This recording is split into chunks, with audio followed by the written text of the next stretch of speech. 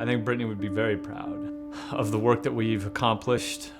Someone can say, well, I don't know if I would make the same decision for myself, but I certainly don't want to stand in the way of Brittany or Jennifer Glass or Christy O'Donnell or Elizabeth Wallner from having the option that's best for them.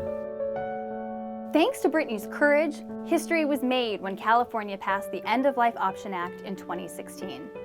We fought for Brittany, we fought for all the people who want and deserve this option, and we're continuing to work hard for you. Passing the law was only the first step. Now, the really hard work begins.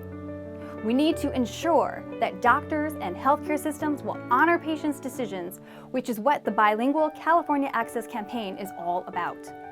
We know it won't be easy. One of the many lessons learned from nearly 2 decades of authorized medical aid in dying in Oregon is that there is a real danger of this option becoming marginalized and prohibited by too many medical facilities and hospices, practiced by too few doctors, and accessible only to those few terminally ill people with the energy, ability, and means to find supportive doctors. In order to ensure that everyone has access to the law for peace of mind and to avoid needless suffering, our next step, and it's a giant one, is to integrate and normalize medical aid in dying as a standard medical practice. This means that doctors are informing their patients about medical aid in dying as an end-of-life care option and supporting their patients who choose this option. I've been a Compassion and Choices volunteer for several years. I started by advocating for change with my own healthcare system where I live. My doctors were supportive, but the staff in the large retirement community where I live had not considered medical aid in dying among the end-of-life options available to residents. With the support of Compassion and Choices, I worked closely with residents and the staff to gain support for having the option of medical aid in dying at the end of our lives. I'm really happy to say that the decision makers at the retirement community, swayed by my efforts and those of other supportive residents, adopted a policy to include medical aid in dying as an end-of-life option, which brings tremendous peace of mind to many residents. Since the launch of Compassion and Choices Access Campaign, we've seen remarkable improvements. In the first 18 months that the Access Campaign was operational in Oregon, there was a 70% increase in physicians able and willing to participate in medical aid in dying. In Vermont, in the same time frame, we saw the number of individuals who were able to access medical aid in dying increase 400%.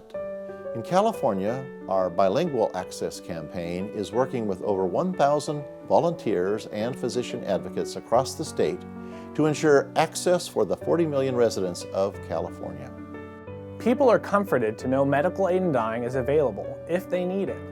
Most people want to die in their homes, surrounded by loved ones, yet the vast majority die in a hospital.